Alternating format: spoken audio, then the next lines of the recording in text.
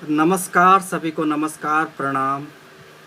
ये जो कोविड-19 वायरस की हम समस्या से ग्रसित हैं, ये कोविड-19 ये शॉर्ट फॉर्म है कोरोना वायरस डिसीज़, और ये दिसंबर 19 से आरंभ हुई, तो इसलिए इसे कोविड-19 कहा जाता है। हम सब लोग प्रयास कर रहे हैं इस समस्या से बाहर आने का, और प्रतीक्षारत हैं कि वैक्सीन कब आएगी। कभी ये बताया जा रहा है कि इसे 12 से 18 महीने लगेंगे, कभी ये बताया जा रहा है कि इसे 6 महीने लगेंगे।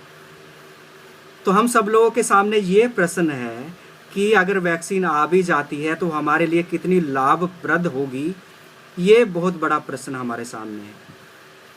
और दूसरा प्रश्न यह है हमारे सामने कि अगर कोविड-19 नाम का एक विषाणु हमारे सामने आया है, इस चीज़ की क्या निश्चितता है कि और विषाणु नहीं आएंगे।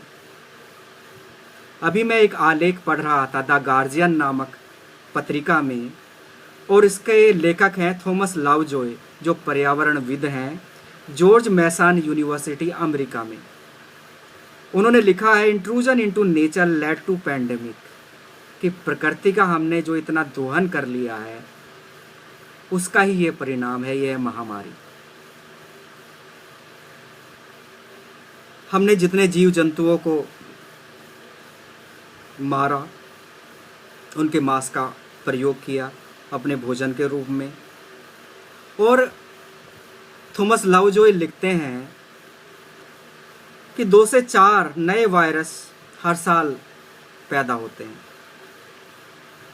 और ये किसका परिणाम है? ये मानव, हम लोगों का है। हम लोग ही इसके लिए जिम्मेदार हैं कि जिस तरह से हमने प्रकृति को सिर्फ दोहन का माध्यम हमने बना लिया था, और हम ये आशा कर रहे थे कि प्रकृति हमें केवल देती रहे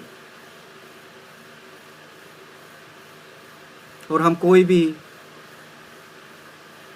कार्य इसके बदले में ना करें। अगर हम देखें हमारी सनातन वैदिक सभ्यता क्या थी, वो प्रकृति पूजा ही थी। हम वृक्षों की पूजा करते थे, हम नदियों को माता मानते थे, धरती को माता मानते थे, पर्वतों को पवित्र मानते थे। हम प्रकृति पूजक ही थे। और हमारे ऋषि मुनियों ने हमें क्या दिया था? सर्वे भवन्तु सुखिनः, let all should be happy, कि सभी प्रसन्न रहें, प्रकृति की गोद में रहें, प्रकृति की छत्र छाया में रहें। क्या आपको नहीं लगता उस समय विषाणु या वायरस नहीं होते होंगे? उन्होंने तो वातावरण शुद्ध करने की भी हमें बार बार अपने कृत्यों से हमें बताया। हवन यज्ञ, हवन और यज्ञ क्या थे? उसमें गाय का घी प्रयुक्त होता था, आम की लकड़ी प्रयुक्त होती थी, समीधा में पेड़ की पत्तियां हम प्रयोग कर रहे थे, मंत्र बोलते थे, मंत्रोच्चारण हम करते थे, वातावरण को शुद्ध करते थे। नीम से बड़ा कोई सैनिटाइजर है? नहीं है। फिटकरी से बड़ा कोई सैनिटाइजर है? नहीं है। लेकिन आज हम इन चीज़ों को भूल चुके हैं, और ऑनलाइन सैनिटाइजर्स की खोज हो रही है। हमें ये नहीं पता कि वो कितनी मात्रा में हमें सैनिटाइज करेगा। सिर्फ और सिर्फ सैनिटाइजर है वो, और हमें प्रयोग करना है। ऋषि मुनियों ने हमें क्या दिया था? सर्वे भवन्तु सुखिनः। उनके जो आश्रम थे वो प्रयोगशालाएं थी। वर्षों वर्ष उन्होंने मेहनत की। इतने मौसमी फल, इतनी मौसमी सब्जियां किसी भी राष्ट्र में आपको नहीं मिलेंगी। अमेरिका में भी आप जाइए तो वहाँ इतने प्रकार के पेड़ नहीं मिलेंगे, इतने प्रकार की मौसमी सब्जियां नहीं मिलेंगी, इतने प्रकार के मौसमी फल नहीं मिलेंगे। वो सब किस लिए थे? कि आप स्वस्थ रहें, आपको अलग से दवाइयाँ ना खरीदनी पड़े, चिकित्सक के पास आपको ना जाना पड़े। ईस्ट और वेस्ट में क्या अंतर है? ईस्ट के हमारे ऋषि मुनियों ने हमें क्या दिया, ये सब चीज़ें हमारे लिए, हमारी जीवन शैली के लिए सब लोगों को सर्वसुलभ उपलब्ध थी। और वेस्ट, पश्चिम ने क्या दिया, नई नई खोजें उन्होंने की कि पैसा कैसे कमाया जाए, इन चीज़ों का उपयोग कॉरपोरेशंस के लिए कैसे हो। महात्मा गांधी जी ने कहा है, there is enough upon this earth for man's need, but there is not enough for man's greed. जितना व्यक्ति को चाहिए, मनुष्य को चाहिए, इस धरा पे वो सब मौजूद है, परंतु उसके लोभ और लालच के लिए ये चीज़ें बहुत कम पड़ जाएंगी। और ये लालच हमारा बढ़ता गया, पेड़ हम काटते गए, प्रकृति को नष्ट करते गए। कोविड-19 से पहले क्या हमारे सामने समस्याएं नहीं थी? हमारे सामने समस्याएं थी प्रदूषण की, पर्यावरणीय प्रदूषण, जल स्तर हमारा कम हो रहा था। ये शब्द प्रदूषण, ये वैदिक सभ्यता संस्कृति के ग्रंथों में आप उठा के देखिए, वेदों में, उपनिषदों में आपको नहीं मिलेगा प्रदूषण।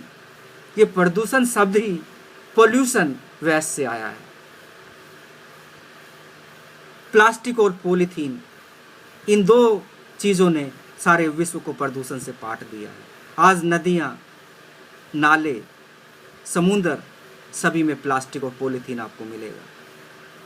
और हम ये सोचते रहे कि जो विषाणु आ रहे हैं, ये बीमारियां आ रही हैं, ये ऐसी ही आती रहेंगी और मानवीय जीवन ऐसे ही चलता रहेगा।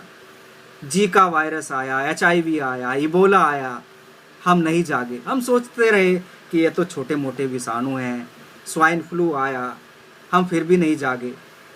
सोचते रहे हम तो ऐसे ही चलते रहेंगे, मानवीय सभ्यता है, हमें ऐसे ही डराया जा रहा है। आज हमारे सामने क्या हो गया है? हमारी जो सारी प्रगति थी वो घरों में कैद हो गई है।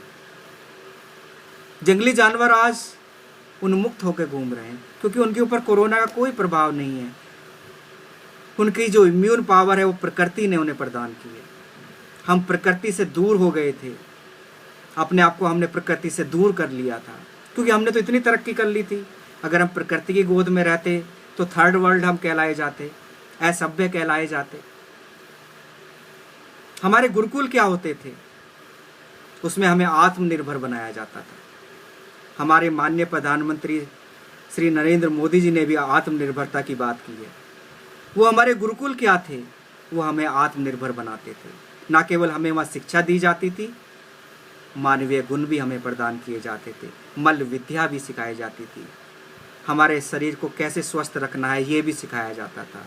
शस्त्रों की शिक्षा भी दी जाती थी, गदा हो, तीरंदाजी हो, धनुष विद्या हो, सभी सिखाई जाती थी। धीरे धीरे अंग्रेज आए और ये चीज़ें जो हैं बैकवर्ड हो गई और हम मॉडर्न हो गए। आज ये कोविड-19 नामक समस्या से जो हम ग्रसित हैं, हमारे लिए यह काल जागने का काल है कि पुनः हम आत्मनिर्भर बने और अपनी वैदिक सभ्यता संस्कृति की तरफ आप लौटें। आज हम देखेंगे कि अमेरिका, इंग्लैंड, इटली, उन सभी के मॉडल ध्वस्त हो चुके हैं और वे भारत की तरफ देख रहे हैं कि भारत उनका मार्गदर्शन करे।